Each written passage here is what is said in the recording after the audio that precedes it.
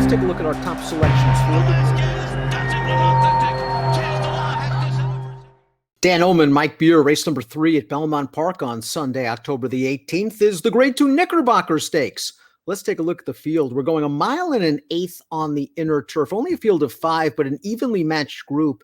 Chad Brown has the 1 Olympico and the 3 Devamani, and they look like carbon copies of each other on paper.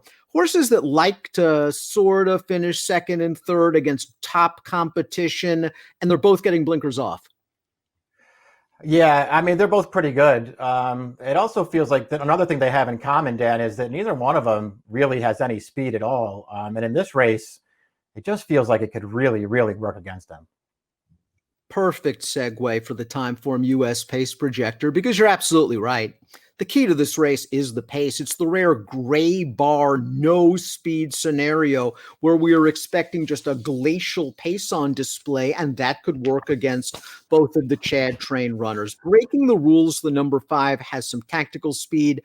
I think that the 4 NYC is going to make the running because he's at least shown sort of front running ability on the main track, but this pace should not be fast at all. It's just really hard to imagine them going fast in here. The horses in the 3 inside posts, none of them have any speed at all. So it does feel like the 4 and the 5 will take up the running. I agree with you. I thought the 4 might make the front, but breaking the rules is a pretty tactical horse. He should be up close as well. Olympico won his North American debut last year over soft going in the Fort Marcy in fine fashion. He must have missed the break by a couple of lengths. He had to wait in behind horses, altered course, weaved in between, just got it done and looked like a horse with a bright future. And he kind of hasn't moved forward. He's run some very fast races. He just hasn't reached the winner's circle, but now it's his 3rd start of the form cycle. Chad tried blinkers last time out. It didn't work out for him. The blinkers come off. He obviously is talented enough to win, but given the pace scenario and the likelihood he could go off at a relatively short price, I'm kind of against. Yeah, I know that he never wins. I still kind of like him, Dan. I haven't given up on him yet. This may not be the right spot for him. It just feels like the race won't set up the right way for him. I don't want to give up on him just yet. I do think that getting back out to 1 1/8 is actually a big advantage for him. I think the longer this horse goes, the better. So I think that works. I just don't know if we'll get the right setup in here. Similarly frustrating from a win standpoint, at least, is Seismic Wave for Bill Mott. This horse was the beaten favorite in the Belmont Derby last year, and I just don't think he's panned out as expected. Now, he's maybe rounding himself back into shape. This will be his 5th start of 2020, the last race occurring on dirt. I thought his poker was actually okay, Mike. He came really wide on the turn and into the stretch, and he was second to a good horse in Social Paranoia. And in the Baruch, he just got wired in a race where there was no pace, and he tried to come from last. Yeah, that's the big problem for him. He doesn't have any speed, and he's usually trying to come from last. And in this race, it's not going to work. The other thing that worries me a little bit about him, Dan, is I feel like shorter is better. His poker, I agree with you, was maybe the best race he's ever run, and he might have actually been best in that race, even though he finished second. But I think cutting back to the mile actually was a big reason for that, and now they're going to stretch him back out to 9 furlongs. Devamani's got a couple of graded stakes placings this year. He was actually an optional claimer for a while. He's taken some steps forward for Chad.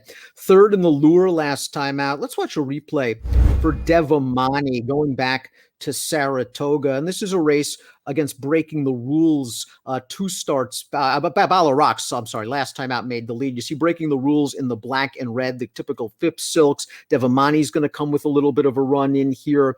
But again, just sort of lacked the finish with the blinkers on, and Chad's going to experiment again. Yeah, none of those 3 ever got involved in there. Breaking the Rules was on the rail. Devamani came on the outside. That was Olympico between them. And they just all sort of trudged on through the stretch without getting involved in there. Pretty disappointing from all of them. Devamani, I guess he could win this race, Dan. I'm really not that much of a fan of this horse. And I will say, out of that last race, I mean, at least Jose Ortiz kind of did the right thing and just waited. He waited, saved all the ground to the stretch. Then he took him to the outside and tried to run. Whereas Olympico was, always on the outside and tried to come 3 or 4 wide around the turn. I don't know. I would just rather have Olympico, but I guess they're kind of the same horse as you sort of alluded to earlier. I think we know what we're going to get from the top three horses we've talked about in post position order. They've run a million times combined. We've probably seen their best race. I don't think we've seen NYC's best race yet. He's only started 6 times, once on the turf. That turf race was 2 back at Saratoga off of a lengthy layoff. He was wide and last turning into the stretch, and he grinded it out to only get beat a neck. I thought it was a pretty good performance. Got washed off last time. Let's watch the muddy race at Saratoga, where he actually showed some good speed in here. He's on the outside, and again, he's supposed to beat this field, but I like that he got forward. I like that he kept on going in the stretch. NYC can get forward in this race, and that could be key. Yeah, it would be a big advantage for him if he did. And he did get forward in this race, and it felt like that was just the right move because the horse that he had to beat was Empty Tomb, who finished second to him and who was on the lead. So they just made sure they stayed close to him, and they were way better than Empty Tomb was. Listen, I don't really want to make a big argument against this horse, Dan. I'll just say, and I know it was off of a layoff, and he was farther back off the pace than maybe you thought he might be in that turf race at Saratoga. I just don't love that race. I mean, he ran fine in there, but it was a 4-horse photo at the end. He started making ground in the very late stages at the same time that everybody else in the field was closing. So I didn't think he did anything special to make up ground in that race. It just felt like it was that kind of a race. I know he can improve. I know he might get the right trip in here. I'm not sold on him yet. Breaking the Rules completes this field 9-5 on David Aragona's morning line. A lot of talent displayed in 2018, 2019. Then he missed a ton of time. He came back firing off the layoff for Shug with 2 of his fastest races, a 101 Beyer effort 2 starts back. Now, what happened last time out? Because he just didn't run in the lure. That's the race you have to reconcile if you're going to take him at a short price, Dan. He was the favorite in there. He got a perfectly good trip sitting in behind the lead, and he did not fire through the stretch. So it's got to be concerning at a short price coming back in this race. However, I just think he's the best horse in the race. If he shows up and rebounds out of that and runs one of his good races, I just think he'll beat this field.